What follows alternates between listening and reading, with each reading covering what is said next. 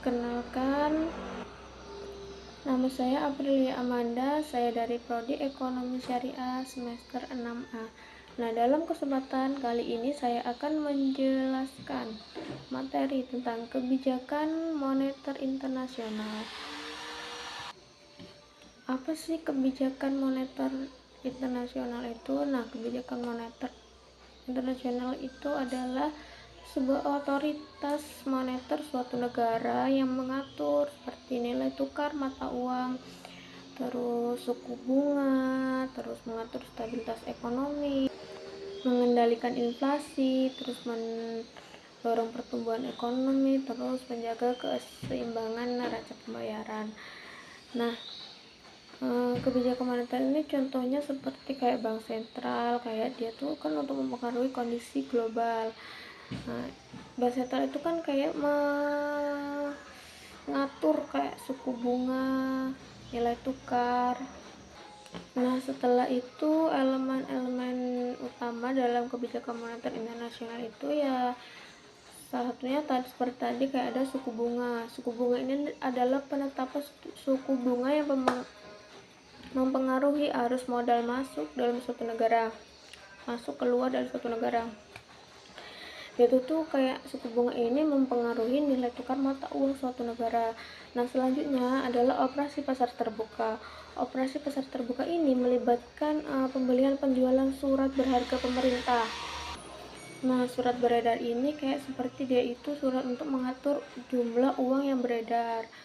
Jumlah uang beredar ini kan harus kayak dibatasi, tidak seperti dia tuh tidak bukan yang tidak dibatasi gitu kan, karena kalau misalnya jumlah uang itu tidak dibatasi nanti nilai mata uang itu akan semakin turun, jadi tidak berharga gitu kan.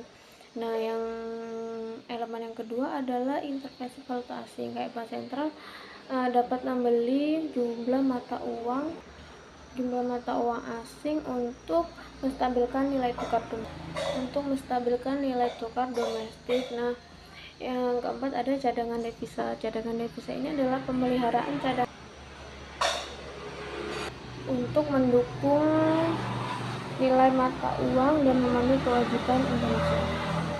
Untuk memenuhi nilai mata uang dan untuk memenuhi kewajiban internasional.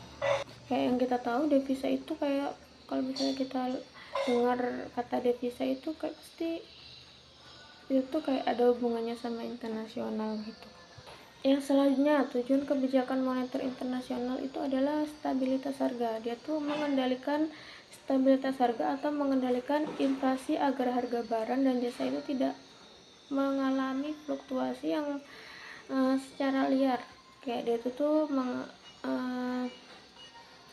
mengatur stabilitas harga agar mengurangi inflasi. Nah, yang kedua adalah stabilitas nilai tukar.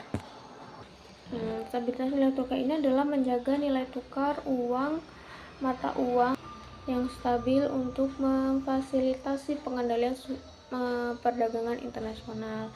Nah, stabilitas nilai tukar ini kan sangat penting ya untuk suatu negara agar kayak dia tuh kalau misalnya jumlah tukar mata uangnya itu besar, maka keuntungannya akan semakin besar dari negara tersebut. Nah, selanjutnya adalah pertumbuhan ekonomi. Kayak dalam tujuan kebijakan moneter ini pertumbuhan ekonomi untuk mendorong kondisi-kondisi yang kondusif bagi pertumbuhan perekonomian melalui pengendalian kayak suku bunga, likuiditas. Tujuan selanjutnya adalah keseimbangan neraca pembayaran. Keseimbangan neraca pembayaran ini memastikan bahwa transaksi internasional berada dalam kondisi seimbang untuk menghindari defisit yang berkelanjutan. Selanjutnya ada tantangan dalam kebijakan moneter internasional.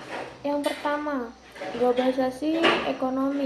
Interkoneksi ekonomi global membuat kebijakan moneter itu suatu negara itu bisa berdampak pada negara lain.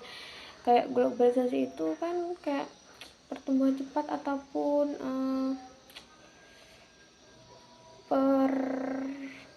pergolakan dari masa ke masa ya. Jadi itu tuh sangat berdampak bagi kebijakan moneter internasional sehingga menjadi sebuah tantangan.